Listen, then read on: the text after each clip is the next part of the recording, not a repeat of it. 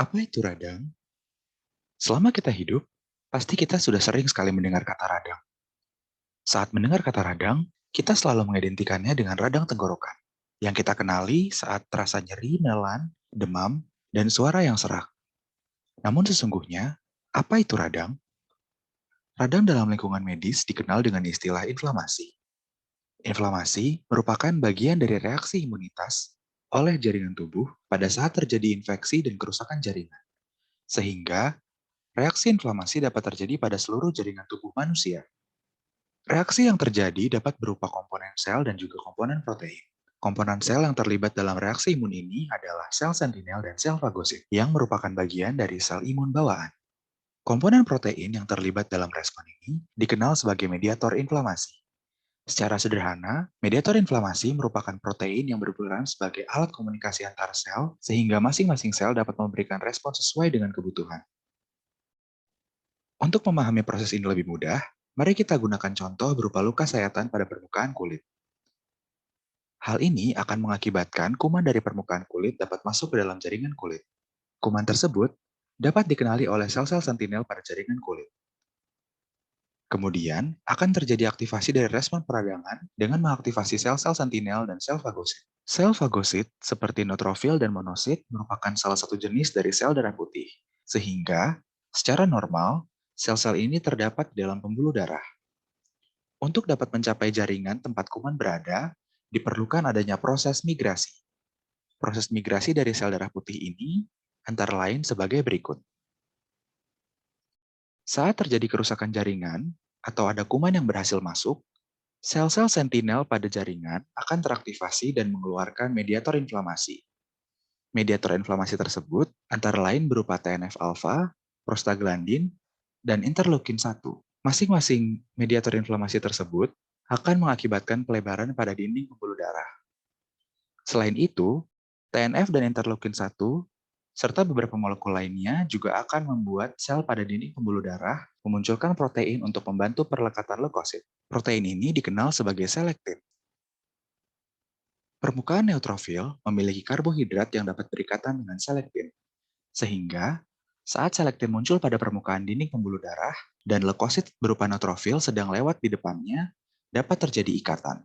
Seiring dengan aliran pembuluh darah yang terus berjalan, sel leukosit akan terdorong ke arah aliran dan bergerak.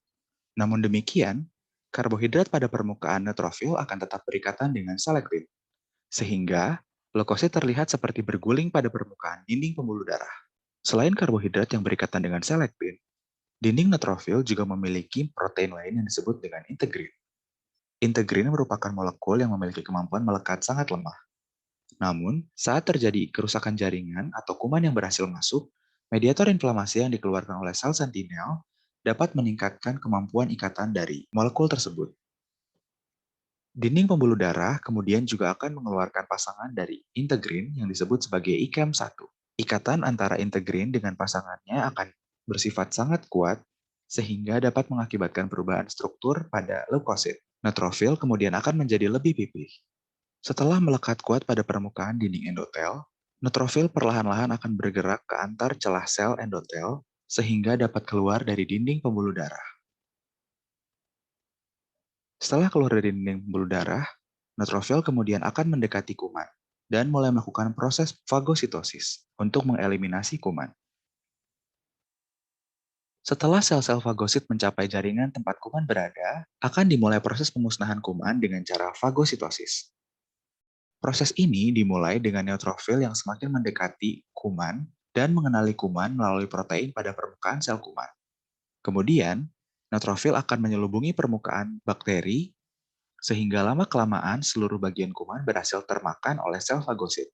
Granula dalam sel fagosit kemudian akan masuk ke dalam vesikal yang terbentuk berisi kuman. Granula tersebut berisi substansi anti kuman yang kemudian akan merusak kuman yang ada dalam sel fagosit sehingga perlahan-lahan kuman tersebut dapat dihancurkan. Setelah kuman sudah berhasil dihancurkan, tubuh akan melanjutkan dengan proses penyembuhan luka agar kuman lain tidak dapat masuk ke dalam jaringan. Berbagai proses yang sudah kita bahas dari tadi dapat menunjukkan perubahan yang dapat terlihat secara kasat mata dan juga dapat kita rasakan.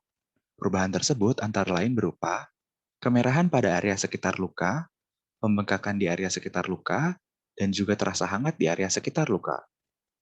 Hal ini merupakan akibat dari pelebaran pembuluh darah dan akumulasi eritrosit atau sel darah merah. Pelebaran pembuluh darah akan mengakibatkan akumulasi dari sel darah merah sehingga area sekitar luka akan tampak kemerahan. Kemudian, sel darah merah juga mengalami metabolisme aktif sehingga secara natural sel-sel ini dapat mengakibatkan produksi panas. Akumulasi dari sel darah merah di daerah sekitar luka akan mengakibatkan terjadinya rasa hangat di sekitar luka. Pelebaran pembuluh darah juga dapat mengakibatkan keluarnya cairan dari pembuluh darah. Cairan tersebut kemudian akan masuk ke dalam jaringan dan mengakibatkan tampak pembengkakan pada sekitar luka. Dampak lain inflamasi yang dapat kita rasakan adalah nyeri pada area sekitar luka.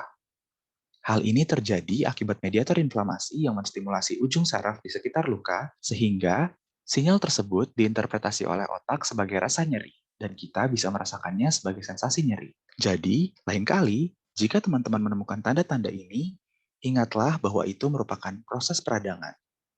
Demikian penjelasan singkat saya mengenai apa itu radang. Semoga bermanfaat. Jangan lupa komen, like, dan subscribe. Untuk diingat, video ini hanya bersifat sebagai gambaran awal sebelum mempelajari lebih lanjut, sehingga tidak dapat dijadikan satu-satunya acuan. Terima kasih sudah menyaksikan. Sampai jumpa di video selanjutnya.